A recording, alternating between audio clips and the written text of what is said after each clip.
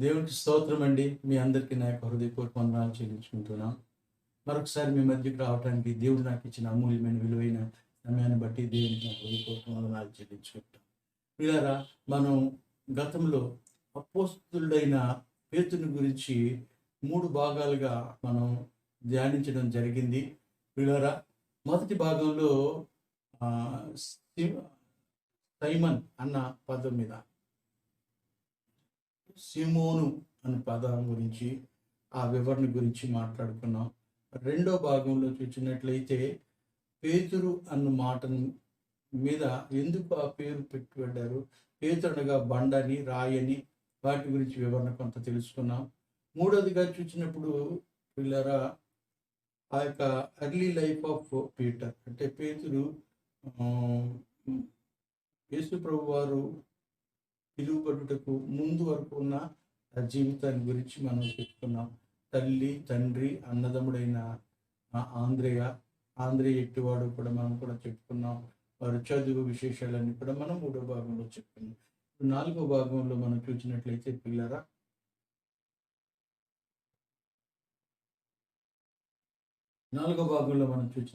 పిల్లరా, మరి క్షుణ్ణంగా పేతురుని తెలుసుకోవాలంటే 4 సువార్తలలో ఉన్న పేతురు గురించి మనం తెలుసుకుంటే కొంత మేరకు మనం తెలుసుకోగలం.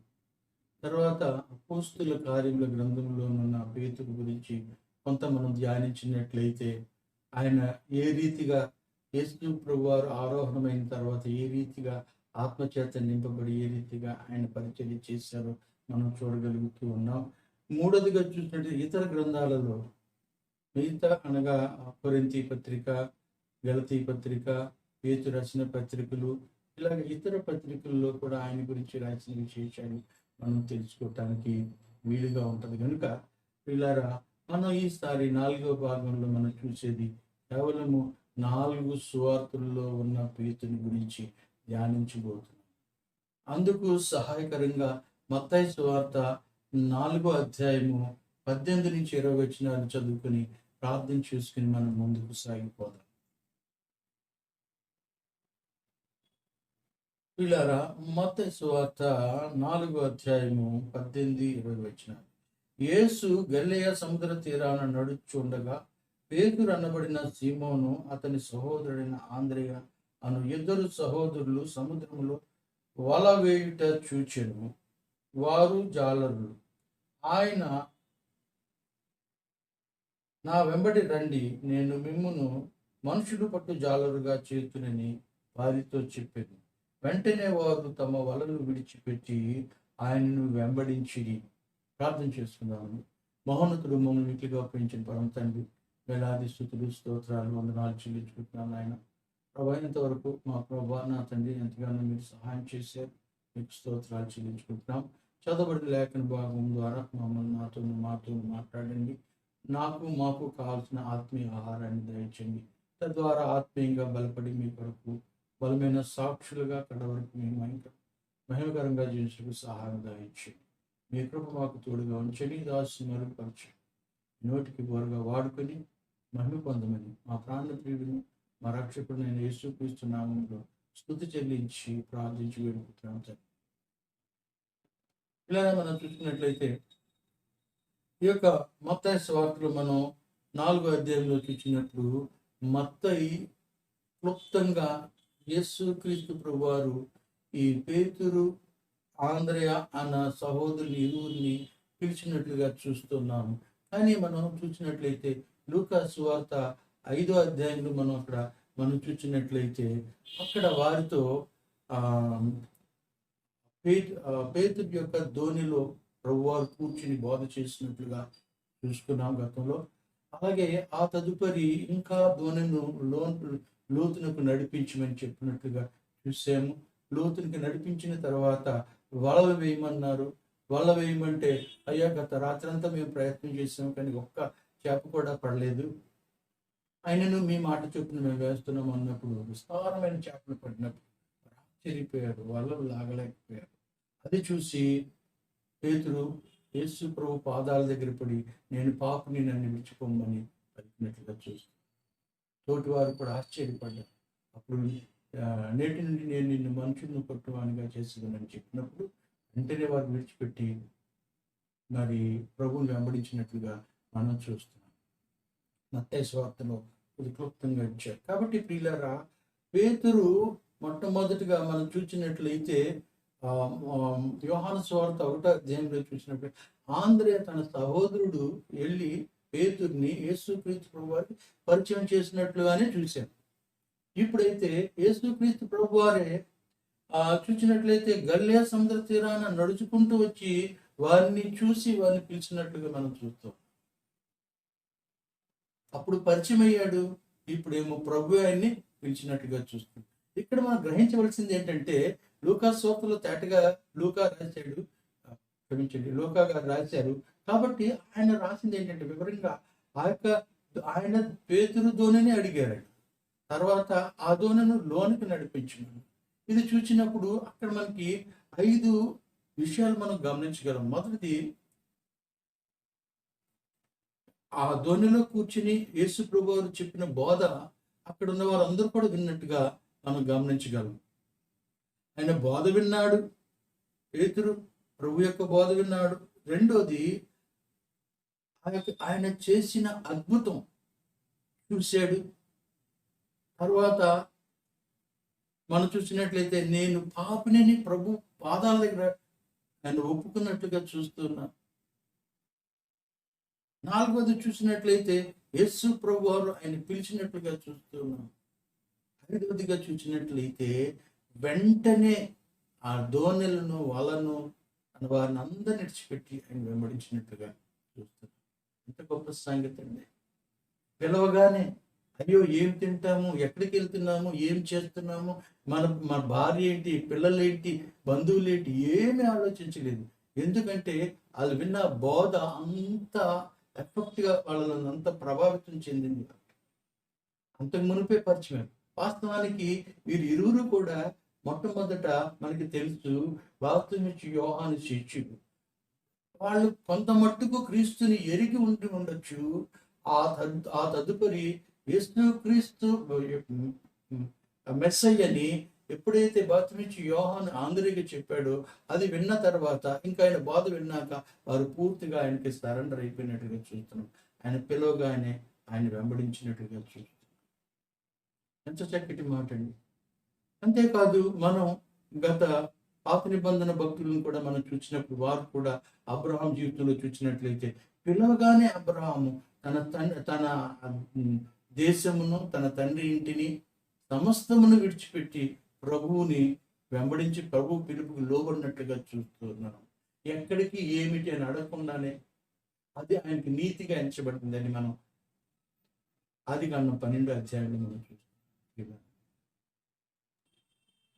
ప్రభు పిలిచినప్పుడు భూమికిను ఆకాశమునకును సమస్తమునకు సృష్టికర్త అయిన దేవుడే మనల్ని పిలిచినప్పుడు భయమేలా, దిగులేలా, ఆయన మన అండగా ఉంటుండగా. కాబట్టి వారు ఏమి ఆలోచించలేదు. అబ్రహాం ఇమ్మీడియట్గా ఆయన్ని వెంబడించినట్టుగా చూస్తూ అబ్రహాంని ఏమాత్రం దేవుడు విడిచిపెట్టలేదు, బహుగా ఆశీర్వదించాడు. విశ్వాసులకు తండ్రి, ఆయన నా స్నేహితుడు అంటున్నాడు. కాబట్టి ప్రియులారా, మళ్ళా మనం ఇంకా చూసినట్లయితే ఎలీషా విషయంలో మనం చూసినట్లయితే ఏలియాతో దేవుడు చెప్పిన మాట ఏలియా విని ఎలీషాని పిలిచినప్పుడు ఎలీషా వెంటనే ఆయన వెంబడించినట్లుగా చూస్తున్నాము. ఆయనకున్న దుక్కుటెద్దులను కూడా వధించి ఆయన వెంబడించినట్లుగా చూస్తూ వారికి జీవనోపాధి అయిన వాటిని విడిచిపెట్టి వెంబడించినట్లుగా చూస్తూ పిల్లారా, ఎంత గొప్ప సంగతి. అయితే ప్రభువారు ఎట్టి వారిని పిలిచారో మనం చూద్దాం. ఇక్కడ చూసినట్లయితే పని చేస్తున్న వారిని దేవుడు పిలిచినట్లుగా మనం ఇక్కడ గమనించగలం. పేతురు, ఆంద్రేయ, యోహాను, యాకోబులు వారు పని చేస్తూ ఉన్నారు. వారు వలలు బాగు చేసుకుంటున్నారు అంటారు. మత్తయి సువార్త 4వ అధ్యాయంలో మన 21వ వచనంలో చూసినట్లయితే జబదయి కుమారుడైన యాకోబు, అతని సహోదరుడైన యోహాను అను మరి 2 సహోదరులు తమ తండ్రి అయిన జబదయి యొద్ద దోణిలో తమ వలలు బాగు చేసుకునిచుండగా. చూచి వారిని పిలిచెను. వెంటనే వారు తమ దోణెను తమ తండ్రిని విడిచిపెట్టి ఆయన్ని వెంబడించి. వాట్ ఎ గ్రేట్ సవాల్, what a great commitment. There should be a commitment. Then only we can see the wonders in our life. మనం సమర్పించుకున్నారు వాటి ఇమ్మీడియట్గా. అలాగే చూసినట్లయితే పిల్లరా, మోషే మామ మందను మేపుచుంటుండగా హోరేబు కొండ వద్ద ఆ పొదల నుంచి దేవుడు పిలిచినట్లుగా చూస్తున్నాం. ఎందుకు పిలిచాడు? పేతురు యోహానులను ఎందుకు పిలిచాడు? మనుషులను పట్టు జాలరుగా చేస్తాం. There is the call, at the same time is interesting the work. పని అప్పగిస్తూ అన్నాడు. ఇక్కడ మోషేని పిలిచాడు. అక్కడ ఖాళీగా లేడు మోషే, మామ మందను మేపుతూ ఉంటున్నాడు.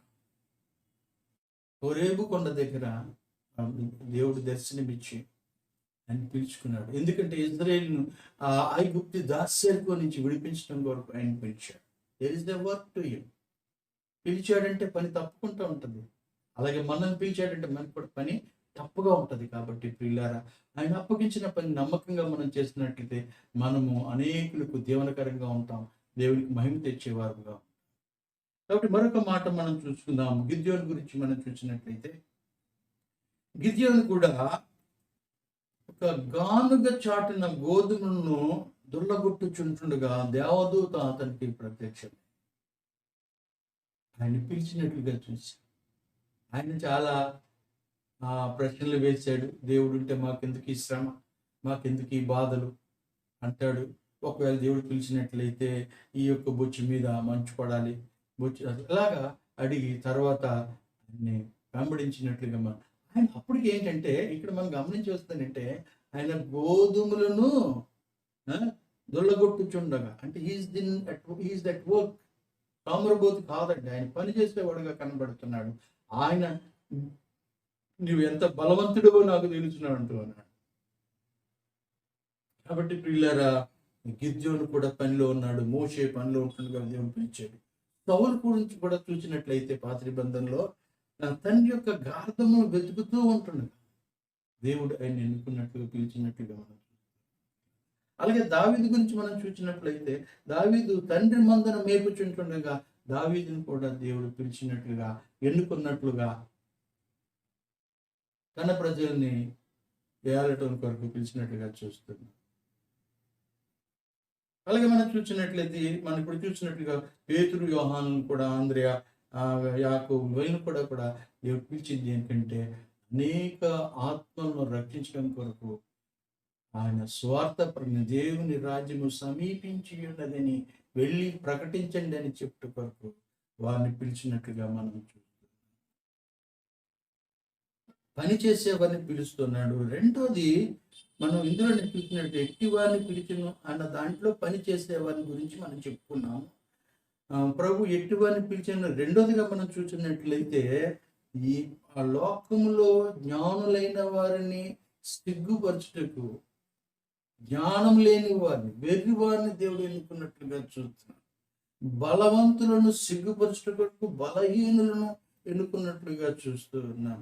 మొదటి కొరింథీ పత్రిక 1వ అధ్యాయం 29లో మనం చూడగలం. ఏ ఎన్నిక లేని వారిని దేవుడు ఏర్పరచుకున్నట్లుగా మనం చూస్తాం.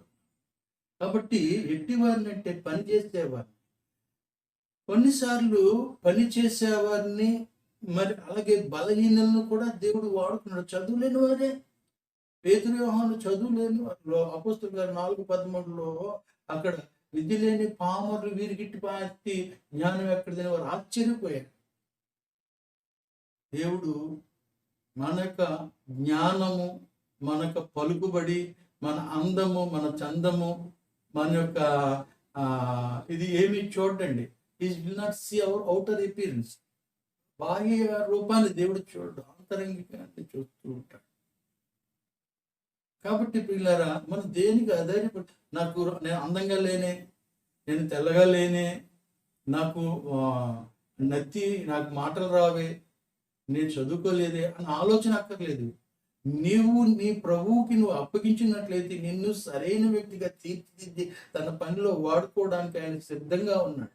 అవైలబిలిటీ ఉంటే ఎబిలిటీ ఆయన ఇస్తానంటున్నాడు. అనేక సార్లు ఈ మాట నేను ఎందుకు చెప్తున్నానంటే నిజమే. You must avail your self, you have to submit your self to the almighty God. So he will do miracle through you. నీ ద్వారా గొప్ప కార్యాలు చేయాలని దేవుడు ఆశపడుతున్నాడు. నువ్వేం బలహీనుడని కానీ, చదువులేదని కానీ, ఎన్నికలేని వాడిని కానీ, ఎర్రివాడిని కానీ నువ్వు మాత్రం ఆలోచించొద్దు.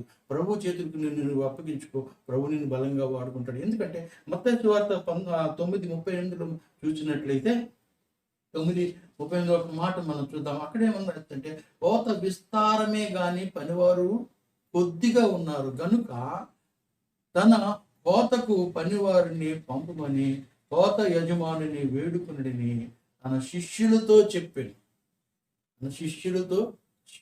కోత యజమాని పని విస్తారంగా ఉంది. నీవు వచ్చినట్లయితే నిన్ను దేవుడు వాడుకుంటాడు, బలంగా వాడుకుంటాడు. కోత విస్తారం ఉంది, పోయేవారు లేరు.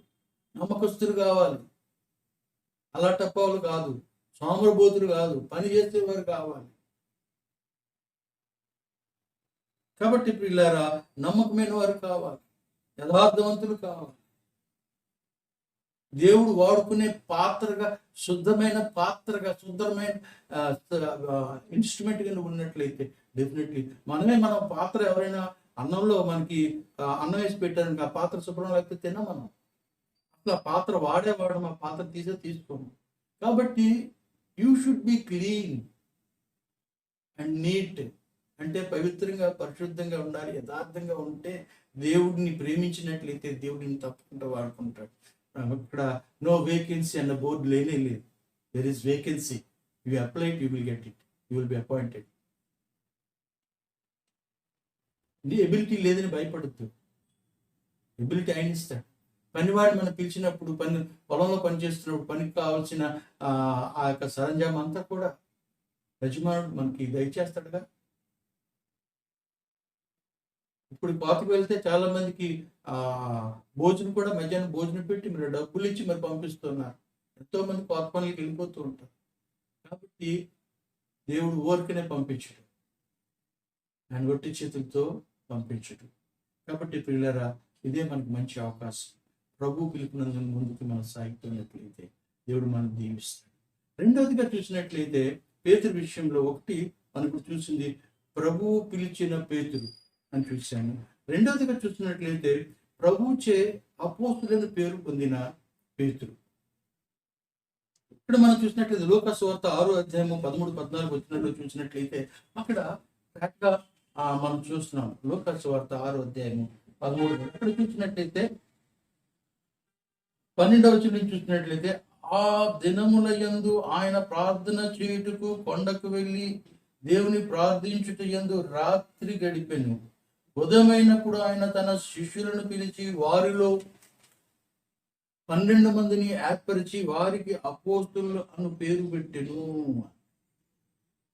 వీరెవరనగా ఆయన ఎవరికి పేతురు అను పేరు పెట్టినో ఆ సీమోను అంట. మొట్టమొదటి లిస్టులో మొట్టమొదటి ఉన్నవాడు పేతురే. కాబట్టి ఈ యొక్క అపోస్తులను పేరు ఎప్పుడు పెట్టాడు? రాత్రంతా కూడా దైవ సన్నిధిలో ప్రార్థన చేసిన తర్వాత ఆ తదుపరి వారికి అది అపోస్తులు అని పేరు పెట్టాడు. అపోస్తులు అను పదం గ్రీకు భాషలో అపోస్తెలో అంటారు. అపోస్తెలో అనగా అంటే cent out by an order, ఒక పని కొరకు పంపబడిన వారు అని మనం చూసినట్లయితే హెబ్రీ పత్రికలో చూసినట్లయితే 3వ అధ్యాయంలో మనం ఒక మాట, మన ప్రభు అయిన యేసుక్రీస్తు వారే అపోస్తులని కూడా ఇక్కడ మనకి చెప్పబడుతుంది. హెబ్రీ పత్రిక 3వ అధ్యాయం 1వ వచనంలో, ఇందువలన పరలోక సంబంధమైన పిలుపులో పాలు పొందిన పరిశుద్ధ సహోదరులారా, మనము ఒప్పుకున్న దానికి అపోస్తులను ప్రధాన యాజకుడునైన యేసు మీద లక్ష్యం ఉంచిడి. ఎవరైనా అపోస్తులుడును ప్రధాన యాజకుడునైన యేసు మీద లక్ష్యం ఉంచిడి అంటున్నాడు. సో నౌ ఇప్పుడు మనం చూసినట్లయితే యేసుక్రీస్తు ప్రభువారే అపోస్తులు అని అంటూ ఉన్నారు హెబ్రీ గ్రంథకర్త. కాబట్టి ప్రియులారా, యేసుక్రీస్తు ప్రభువారు కూడా పంపబడిన వారు. దేని కొరకు పంపబడ్డారు? ఆయన దేని కొరకు అభిషేకింపబడ్డారు? రక్షణను మనకు కలుగు చేయడం కొరకు ఆ శిలువలో తను ఏకైక బలియాగంగా అర్పింపబడి మనకు రక్షణను గురించిన కొరకు ఆయన వచ్చాడు. He was sent out with an order. ఆ ఆర్డర్ ఏంటంటే ప్లాన్ ఆఫ్ సాల్వేషన్. కాబట్టి ప్రియులారా, మనం గమనించవలసిందంటే అపోస్తలుల పదం చాలా విలువైనది. ఆ పదవే చాలా విలువైనది. ఎందుకంటే మనం చూసినట్లయితే ప్రియులారా, మత్తయి సువార్త 19వ అధ్యాయము 28లో చూసినట్లయితే, దానికి ముందు వచనాల్లో మనం చూసినట్లయితే, ఒక ధనవంతుడైన యవనస్తుడు యేసు ప్రభువు వారి దగ్గర గురించి వచ్చి నిత్య జీవం గురించి అడిగినప్పుడు, ఇవన్నీ నువ్వు చేయమంటే అన్నీ నేను పదాన్ని నేను చిన్నప్పటి నుంచి పాటిస్తుంటే నీకు ఒకటి పొదువుగా ఉంది, నీకున్న ధనాన్ని నమ్మి పేదలకి ఇమ్మన్నప్పుడు ఆ ధనాన్ని ఇవ్వటానికి ఇష్టపడక ముఖం ముడుచుకుని వెళ్ళిపోయాడు. చూడండి ఎంత ఘోరం. ధనం ముఖ్యమైనది కానీ రక్షణ అక్కర్లేదా? పరలోక రాజ్యం అక్కర్లేదా?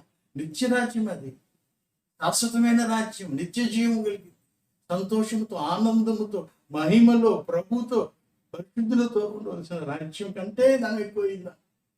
అందుకే ప్రభు అది ఏమన్నాడంటే, సూది బెజ్జములో ఉంటేనే నా దోచవచ్చును కానీ ధనవంతుడు పరలోక రాజ్యంలో చేరటం బహు దుర్లభము అని. ఆ మాట విన్న పేతురు ఏమంటున్నాడు చూడండి, ప్రతిదానికి ముందు వస్తూ ఉంటాడు పేతురు. అయితే ప్రభువా, మేము అంతా విడిచిపెట్టి నేను వెంబడిస్తున్నాం కదా, మాకేం ప్రయోజనం, మాకేం లాభం అని అడుగుతూ ఉన్నాడు. అడిగినప్పుడు ప్రభువారు అంటారు, మీరు నాతో కూడా మహిమలో పరలోక రాజ్యములో ఆ 12 సింహాసనాల మీద కూడా మీరు కూర్చొని 12 గోత్రాల వారైన ఇశ్రాయేలుకు మీరు తీరుస్తారు. చూడండి అపోస్తులంటే ఎంత గొప్ప ధన్యత. అపోస్తులు అంటే అంత ఈజీ కాదు. ఈ దినాల్లో చాలా మంది అపోస్తులు అని పిలువబడుతూ ఉన్నారు. మరి అది ఎంత మట్టుకో తెలియదు కానీ వారు అక్కడ మనం చూసినట్లయితే ప్రభువే తండ్రిని అడిగి ఆ యొక్క అపోస్తులకు వారిని ఏర్పరచుకుని అపోస్తులను పేరు పెట్టాడు. కాబట్టి పిల్లరా, మనం మరొక మాట చూడాలి. రెండవదిగా ఆయన వాళ్ళని అపోస్తులను పేరు పెట్టిన తర్వాత ఆయన ఏం చెప్పమంటే, మత్తయి సువార్త 10వ అధ్యాయము 5-23లో మనం చూసినట్లయితే, వారిని పంపిస్తున్నట్లుగా పరలోక రాజ్యము సమీపించున్నదని ప్రకటించుడి, నేను మీకు ఏవేవైతే ఉచితంగా ఇచ్చాను అవన్నీ కూడా ఉచితంగా ఇవ్వండి అన్నాడు. ఈ దినాల్లో ఉచితంగా ఇస్తున్నారా? అంతా డబ్బు, మనీ మైండెడ్. అభిషేకానికి డబ్బులు అంట, స్వస్థపరచడానికి డబ్బులు అంట, ఆయనతో కలిసి భోజనం చేయడానికి డబ్బులు అంట, ఆయనతో కలిసి సెల్ఫీ తీయడానికి డబ్బులు అంట. అంత మనీ, అంత బిజినెస్ అయిపోయిందండి. అందుకే అంటాడు కదా, యోహాను సువార్త 2వ అధ్యాయంలో మనం మాట చూడగలం. ఆ మాట ఏమంటే 16లో, యోహాను సువార్త 2:16లో, వీటిని ఇక్కడ నుండి తీసుకొని పొండి, నా తండ్రి ఇల్లు వ్యాపారపు ఇల్లు చేయకుడని చెప్పెను. పౌరంలో అమ్ముకున్న వారితో మాట అంటున్నాడు. నా తండ్రి ఇల్లు వ్యాపారపు ఇల్లుగా చేయకూడదు. నా తండ్రి ఇల్లు చర్చ్, తండ్రి ఇల్లు అంట. మనం వెళ్తున్న చర్చ్ అన్నది ఆ దేవాలయం తండ్రి ఇల్లు అని చెప్తున్నాడు. నా తండ్రి ఇల్లు వ్యాపారపు ఇల్లు. ఎంత బాధాకరంగా, ఎంత కోపముతో, ఉద్రేకముతో, ఎంత బాధతో, వేదనతో మాట కలుగుతుంది. ఈ దినాల్లో చాలా మంది అలాగే ఉన్నారండి. చాలా మంది అలాగే ఉన్నారు. అంత వ్యాపారమే. క్రిస్టియానిటీ అంటే చాలా మంది వ్యాపారమే. అబ్బాయి నీకు ఎంత ఇస్తానో బాప్తిసం తీసుకుంటావా? అంత అంత వ్యాపారం. ప్రభు పరిణించి చూస్తున్నాడండి. జాగ్రత్తగా ఉండాలి. ఏమనుకుంటున్నారు? ప్రతి దానికి మనం లెక్కపు చెప్తాం. పైనుంచి ఆయన ప్రతిదీ చూస్తూ ఉన్నాడు. కర్చీఫ్లు అమ్ముకోవడం, నూనెలు అమ్ముకోవడం, నువ్వు ఎంత ఇస్తే నా ప్రోగ్రామ్ స్పాన్సర్ చేయండి, మీకు ఉద్యోగం వస్తుంది, నా ప్రోగ్రామ్ స్పాన్సర్ చేయండి, మీరు ఎంత ఇస్తే మీకు మీ అమ్మాయికి పెళ్ళి అయిపోద్ది, లేదు మీ అమ్మాయికి సంబంధం తీసుకొస్తాం, ఎంత ఇస్తారేంటి?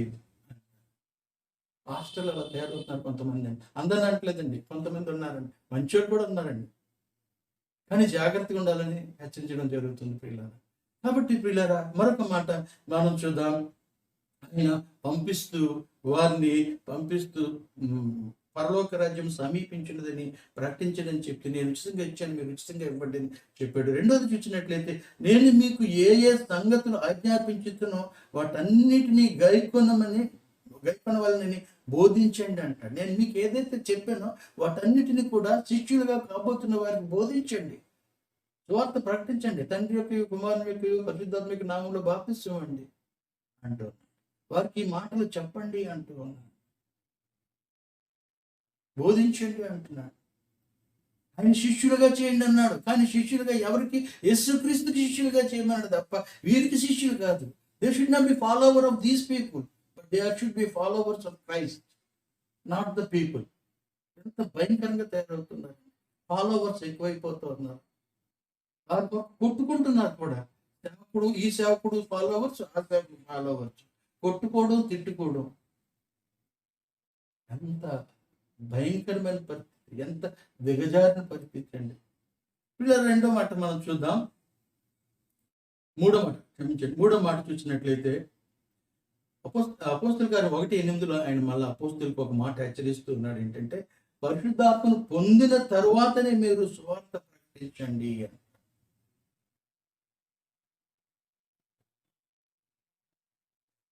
పరిశుద్ధాత్మ పొందక ముందు మీరు వెళ్ళకండి, మీరు శక్తిని ముందు పరిశుద్ధాత్మ పొందిన తర్వాత వెళ్ళండి అని చెప్తున్నాడు. నాలుగోదిగా మనం చూసినట్లయితే అపోస్తలులు ఎఫెసీ పత్రిక 2:20 చూసినట్లయితే అక్కడ ఏంటే, క్రీస్తు యేసే మూలరాయి ఉండగా అపోస్తలులను ప్రవక్తలను వేసిన పునాది మీద మీరు కట్టబడుచున్నారు అంటే,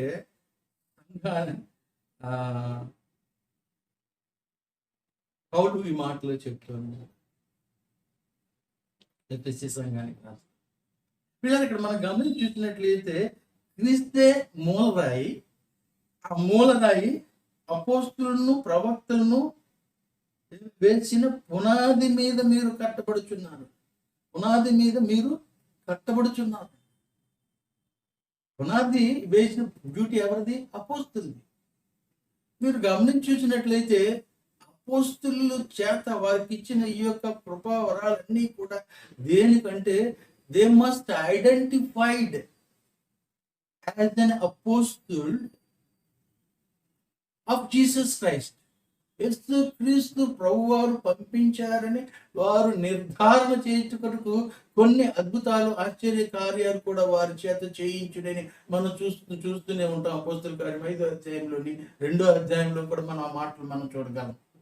అపోస్తలుల కార్యం 2వ అధ్యాయము 22వ వచనం చూసినట్లయితే, ఇజ్రాయేలు వారలారా ఈ మాటలు వినుడి, దేవుడు నజరేయుడగు యేసు చేత అద్భుతములను, మహత్కార్యములను, సూచక క్రియలను మీ మధ్య చేయించి ఆయనను తన వలన మెప్పు పొందిన వానిగా మీకు కనబరిచెను. ఇది మీరే ఎరుగుదురు. కనబరిచెను ఎవరు? దేవుడే. అలాగే మనం చూసినట్లయితే ఇంకా చాలా విషయాలు ఉన్నాయి పిల్లరా. 5వ అధ్యాయంలో కూడా కొన్ని మాటలు ఉన్నాయి, చూసుకుందాం.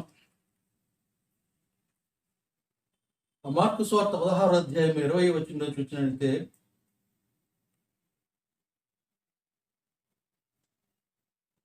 పంతొమ్మిది 20 చూస్తున్నాం. ఇలాగ ప్రభువైన యేసు వారితో మాట్లాడిన తరువాత పరలోకమునకు చేర్చుకొనబడి దేవుని కుడిపార్శ్వమున ఆసీనుడయ్యెను. వారు బయలుదేరి వాక్యం అంతటా ప్రకటించిరి. ప్రభువు వారికి సహకారుడై ఉండి వెనువెంట జరగవచ్చిన సూచక క్రియల వలన వాక్యమును స్థిరపరచుచుండెను. వారు చెప్తున్న వాక్యాన్ని, వారు చేస్తున్న సువార్తను స్థిరపరచుట కొరకు ప్రభు వారితో కూడా ఉండి అనేక కార్యాలు జరిగించినట్లుగా చూస్తున్నాం. ఇది ప్రియులారా అపోస్తుల కార్యం. మరొక విషయం చూసినట్లయితే ప్రియులారా, అసలు అపోస్తులు ఉన్నారా అన్నది కూడా మనం ఆలోచించినట్లయితే కొద్దిగా మనకి ప్రశ్నార్థంగానే ఉంది. దినాల్లో కూడా చాలా మంది అపోస్తులము అని చెప్పుకుంటూ ఉన్నారు. అపోస్తులము అన్నది పెట్టింది యేసుక్రీస్తు ప్రభు వారు పెట్టారు.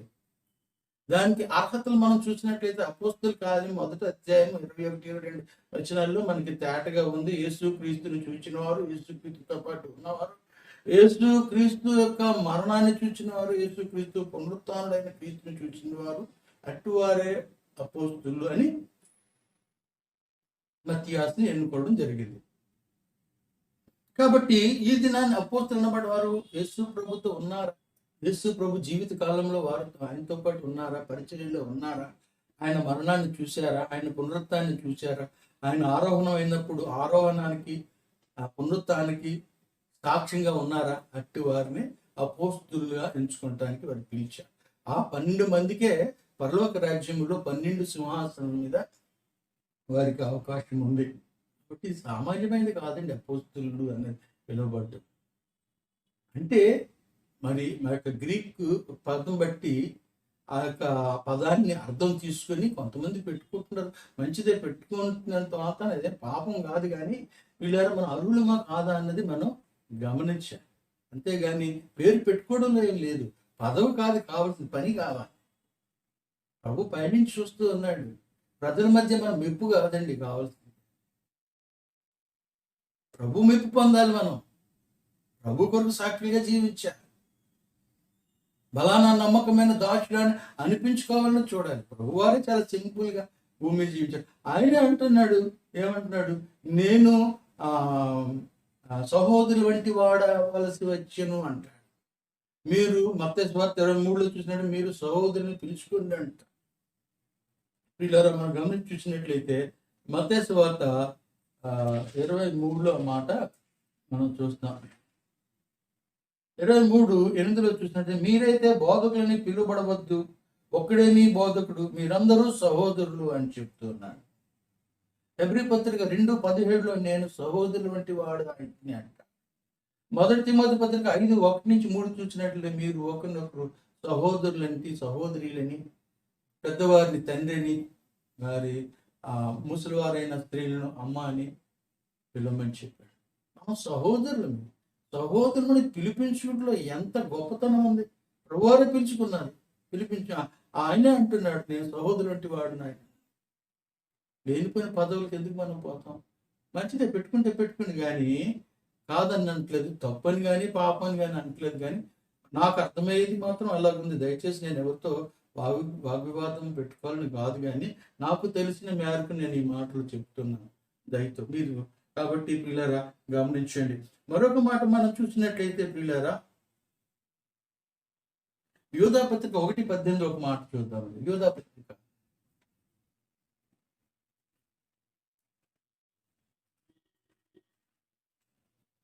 1:18లో చూసినట్లయితే 17-18 వచ్చిన చూసుకుందామండి. యోధా పత్రిక. అయితే ప్రియులారా అంత్యకాలమునందు తమ భక్తిహీనమైన దురాశల చొప్పున నడుచు పరిహాసకులందరినీ మన ప్రభు అయిన యేసుక్రీస్తు అపోస్తులు పూర్వమందు మీతో చెప్పిన మాటలను జ్ఞాపకము చేసుకొనుడి అంటాడు. పూర్వమందు మీతో చెప్పిన మాటలను జ్ఞాపకము చేసుకొనుడి. పూర్వమందు చెప్పిన మాటలు అంటే ఇప్పుడు చెప్పారని కాదు.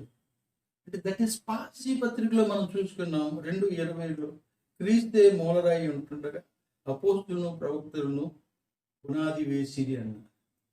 ఆ పునాది మీద మీరు కట్టబడుతున్నారు. అలాగే మనం చూసినట్లే 1 పేతురు పత్రికలో మనం ఒక మాట మనం చూడగలం.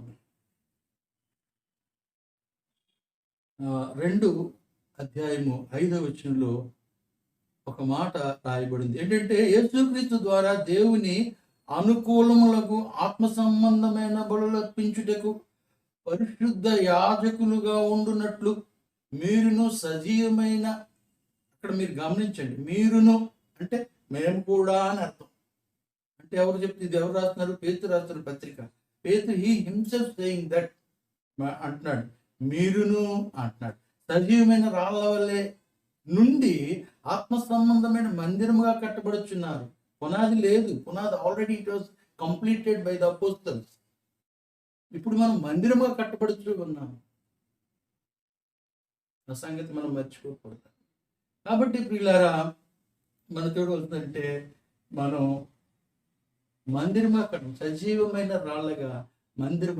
అందుకే అంటున్నారు, మొదటి కొరింథీ పత్రికలో మనం ఆ మాట చూస్తున్నాం కదా, 6వ అధ్యాయంలో ఆ మాట మనం ఇందాక మనం తాటగా చూసుకున్నాం. కాబట్టి అక్కడ కూడా ఏమంటున్నాడు, 19వ వచనంలో అంటున్నాడు, మీ దేహము దేవుని వలన మీకు అనుగ్రహింపబడి మీలోనున్న పరిశుద్ధాత్మకు ఆలయమై ఉన్నాము అంటూ ఉన్నాడు. మీరు ఎదుగరా, మీరు మీ సొత్తు కాదు, విలువ పెట్టు కనబడిన వారు గనుక మీ దేహంతో దేవుని మహిమపరచుడి. కట్టబడుచు ఉన్నామని దేవుడు మాటలు చెప్తున్నాడు. మొదటి కొరింథీ పత్రిక 3:11లో మరొక మాట చెప్తున్నాడు. మొదటి కొరింథీ పత్రిక 3:11లో మాట చాలా తేటగా మాట్లాడుతూ ఉన్నాడు. చూద్దామని చూసినట్లయితే, వేయబడినది తప్ప మరొక పునాది ఎవడును వేయనేరడు, ఈ పునాది యేసుక్రీస్తే. ఈ పునాది ఎవరు? యేసుక్రీస్తే. వేయబడినది తప్ప మరొక పునాది ఎవడును వేయనేరడు. కాబట్టి ప్రియులారా, పునాది వేయబడింది, అపోస్తుల పని అయిపోయింది, వారు వెళ్ళిపోయారు. అపోస్తులు మిగిలించిన ఆ పనిని మనం కొనసాగించడమే మన పని అయి ఉన్నది. అందుకే ఒక భక్తుడు ఇలాగ అంటున్నాడు, the great commission and the mission left by the apostle to be carry out by the disciples are called as the missionaries who were sent by the assemblies. అపోస్తుల కార్యము 13వ అధ్యాయం 1-4 వచనాల్లో మనం మాట అక్కడ పౌలును బర్నబాను వారు మరి ప్రార్థన చేసి ఉపవాసం ఉండి వారిని పరిశుద్ధాత్మ చేత ఎన్నుకొనబడిన వారే పంపబడ్డారు. They have been elected by the Holy Spirit, not by man. That is by the Holy Spirit. పరిశుద్ధాత్మ చేత ఎన్నుకొనబడాలి. మనమే అపోస్తులం అని చెప్పుకోవడం కాదు. చెప్పుకో, మంచిదే, కాదంటలేదు, కానీ పదవి ఆశించద్దు. పని కావాలి, ప్రభువుని మహిమపరచాలి. ఇది ఆ బిరుదు అది చాలా విలువైనది.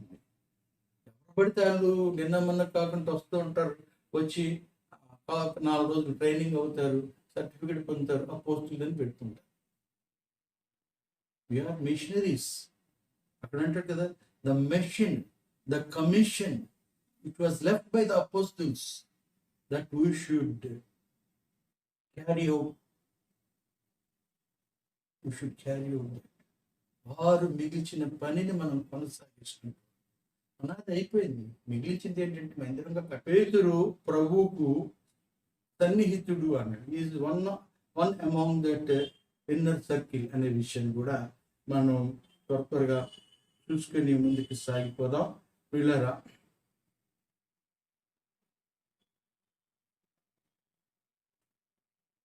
పేతురు ప్రభువుకి సమీపస్తుడిగా ఉన్నాడు. Is the very close to Jesus Christ. ఎందుకంటారా, మనం చూసినట్లయితే ఇక్కడ ముగ్గురు యేసు ప్రభుకి బాగా దగ్గరగా ఉండి ఆయన వెంబడించిన వాళ్ళు, వారిని ప్రభు కూడా పరిచర్యలో బాగా ముందుకి నడిపిస్తున్నట్లుగా చూస్తూ ఉన్నాం. వారిని కూడా ఆయనతో కూడా నడిపించినట్లుగా చూస్తున్నాం. ఎందుకంటే సంఘాలకు ఎంతో మంది వస్తుంటారు. మా సంఘం ఎంత పెద్దది, ఇన్ని వేల మంది వస్తున్నారు, ఇన్ని వందల మంది వస్తున్నారు అని కాదు, ఎంతమంది ప్రభువుని ఫాలో అవుతున్నారు, ప్రభువుకి సమీపంగా ఉంటున్నారు, ప్రభువుని అంగీకరిస్తున్నారు, ప్రభువుకి వారి జీవితాలు కమిట్ చేసుకుంటున్నారు, ఎటువంటి సాక్ష్యం కలిగి ఉన్నారు. That is more important. There may be 12 people, but only 3 are they very close to the Jesus Christ. యేసుక్రీస్తు ప్రభు వారికి ముగ్గురే. ఎవరు? పేతురు, యోహాను, యాకోబులే. చూడండి, ఎంతమంది ఉన్నారని కాదండి, కాదు, మంది ఎంతమంది ఉన్నారన్నది. కాబట్టి చాలా ప్రాముఖ్యం. యేసు ప్రభు వారు మత్తయి సువార్త 17వ అధ్యాయం 1-6లో మనం చూస్తున్నాం. రూపాంతరపు కొండ మీద కూడా ఈ ముగ్గురు యేసు ప్రభు వారికి క్లోజ్గా ఉన్నట్లుగా మనం చూస్తూ ఉన్నాం. వీళ్ళారా అలాగే మనం చూసినట్లయితే మార్కు సువార్త 5:27 చూసినట్లయితే ఆ, యాయిరు కుమార్తెను స్వస్థపరిచే విషయంలో కూడా వీరి ముగ్గురిని వెంట పెట్టుకుని వెళ్ళినట్లుగా మనం చూస్తున్నాం. 12 మంది ఉన్నారు భార్యని, ఈ ముగ్గురిని ఎందుకు తీసుకెళ్ళాలి? It's they are very close followers of Jesus Christ. కాబట్టి మరి మూడోదిగా చూసినట్లయితే మత్తయి సువార్త 26:37 గెత్సేమనే తోటలో కూడా ఈ ముగ్గురే మరి ఆయనకి సమీపంగా ఉన్న వాటిగా మనం గమనించగలుగుతాం. కాబట్టి ప్రియులారా, మనం దేవునితో క్లోజ్గా ఉండాలి, ఆయనని వెంబడించే వారంగా ఉండాలి, ఆయనతో మంచి సాన్నిహిత్యం కలిగి ఉండాలి. So there should be an intimacy. There must be right relationship between God and us. కాబట్టి ప్రియులారా, మనం చూసినట్లయితే వీరు అట్టిగా ఉన్నట్లుగా మనం ఆయనతో మంచి సహవాసం కలిగి ఉండాలని కోరుతున్నాడు. 1:9 చూసినట్లయితే కుమారుని సహవాసనకు మిమ్మల్ని పిలిచిన దేవుడు నమ్మదగిన వాడు. ఏ సహవాసానికి మనం పిలిచాడంట? కుమారునితో సహవాసం కలిగి ఉన్నట్టుగా పిలిచాడు. అలాగే 1 యోహాను పత్రిక 3:3 చూసినట్లయితే మన సహవాసం అయితే తండ్రితోనూ కుమారునితోనూ ఉన్నది అంటున్నాడు. యోహాను అంటున్న మాట, భక్తుడైన అపోస్తుడైన యోహాను అంటున్న మాట. ఇక్కడ మనం చూసినట్లయితే ప్రియులారా, ఈ యొక్క యోహాను మీరు ఆయన రాసిన పత్రికలు ఎక్కడ నేను అపోస్తులుడు అని చెప్పలే. మీరు చూడండి, సువార్తల్లో లేదు, పత్రికల్లో చూసినట్లయితే పత్రికల్లో కూడా లేదు, అపోస్తులు లేదు. 2-3 పత్రికల్లో చూసినట్లయితే పెద్దనైనా నేను అంట. చూడండి, యోహాను సువార్త చూసినప్పుడు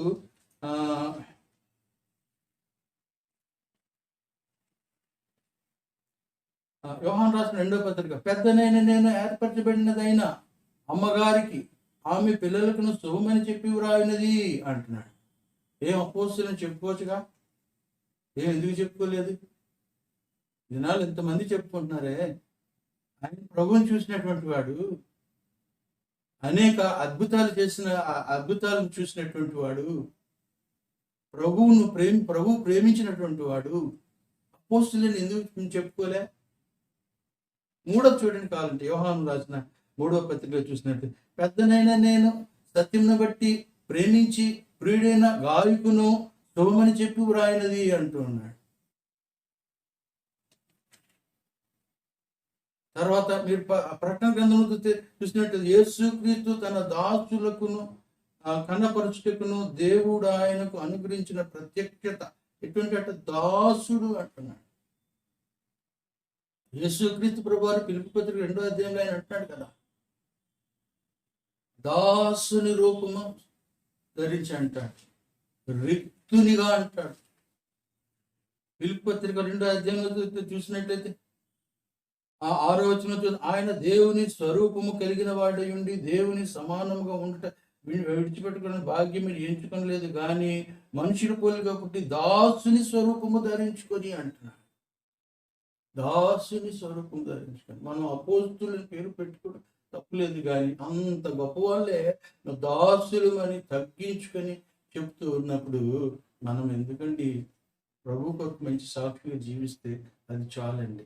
ప్రభుతో మంచి క్లోజ్ రిలేషన్ కలిగి మనం ఉంటే మంచిదని సెలవిస్తున్నాను. కపిలారా, మరొక మాట చూసినట్లయితే, కాబట్టి మన సహవాసం ఎవరితో ఉంది, మనం ఎవరితో వెళ్తున్నాం, ఏ సంఘానికి వెళ్తున్నాం, ఎటువంటి వారితో సహవాసం, ఎవరితో సన్నిహితంగా ఉన్నాం, వారి బుద్ధులు మనకు ఒగ్గుతాయి. కాబట్టి ఇక్కడంటే 1 కొరింథీ 15:33 అంటాడు కదా, దుష్ట సాంగత్యము మంచి నడవడిని చెరుపును అంటారు. మంచి, కాబట్టి మనం ఎటువంటి సహవాసం వెళ్తున్నాము, ప్రభుతో ఎట్టి సహవాసం కలిగి ఉన్నాము, మన యొక్క సాక్ష్యం ఎలాగుంది, ఇరుగు పొరుగు వారి దగ్గర మన సాక్ష్యం ఎలాగుంది, సంఘంలో ఎలాగుంది, ఆఫీస్లో ఎలాగుంది, ఇంట్లో ఎలాగుంది సాక్ష్యం. It's more important. అన్నిటికంటే యేసు ప్రభుతో నీ సాక్ష్యం ఎలా, యేసు ప్రభు నిన్ను గురించి ఆ మాదిరిగా చెప్పగలుగుతూ ఉన్నాడు. సెయింట్ అగస్టిన్ ఎగ్జాంపుల్ మనం చూసినట్లయితే, ఆయన చిన్నప్పటి నుంచి స్నేహితులతో తిరిగి చెడు వ్యసనాలకు బానిస అయిపోయి మరి తల్లి మాట, మోనిక మాట వినకుండా ఇష్టానుసారంగా జీవిస్తూ ఆ తల్లి ఎంతగా కన్నీరు కార్చి ప్రార్థన చేసిందో పిల్ల. ఆ కన్నీటి ప్రవాహంలో ఆయన యేసుక్రీస్తు పాదాల దగ్గరికి కొట్టుకొచ్చినట్టుగా చూస్తున్నాం. ఆయన గొప్ప సేవకుడైపోయాడు. మంచి మాదిరి కలిగిన వ్యక్తిగా అయ్యాడు. కాబట్టి ప్రియులారా, మన బిడ్డల కొరకు ప్రార్థన చేద్దాం. మన సంఘం కొరకు ప్రార్థన చేద్దాం. సంఘ పెద్దల కొరకు ప్రార్థన చేద్దాం. గొప్పలకు మెప్పులకు కాదు కానీ ప్రభు మెచ్చుకునే వారంగా మనం ఉందాం. ప్రభువుకి సాక్షుడిగా ఉందాం. దావీదు అంటున్నాడు అయితే చక్కటి మాట 26:6 ఉంటుంది. నీ బలిపీఠము చుట్టూ ప్రదక్షిణము చేయుచున్నాను అంటాడు. అయ్యా, నీ బలిపీఠము చుట్టూ అంటాడు. దావీదు ఎంతగా దేవుని యొక్క సహవాసాన్ని, సన్నిధిని కోరుకుంటున్నాడు గమనించండి. 23:6 చూసినట్లయితే చిరకాలం యెహోవా మందిరంలో నేను నివాసము చేయుదును అంటాడు. చిరకాలం యెహోవా మందిరం నివాసము చేయుదును అంటాడు. అలాగే 27:4 చూసినట్లు నా జీవితకాలం అంతయు నేను యెహోవా మందిరంలో నివాసము చేయగోరుచున్నాను, నివసింపగోరుచున్నాను. Wonderful statement. ఇలారా, ఈ దినాన్ని మనం చూసుకున్నాము. ప్రభువు పిలిచిన పేతురు చూసుకున్నాము. ప్రభువు అపోస్తలుని పేరు పెట్టిన పేతుని చూసాము. ప్రభువుకి సన్నిహితుడైన పేతుని చూసుకున్నాం. కాబట్టి ఈ మాటలు మన ఆత్మ నిమిత్తమే దేవుడు దీవించుగాక. శ్రద్ధ తీసుకుందాం, ప్రార్థన చేసుకుని ముగిద్దాం.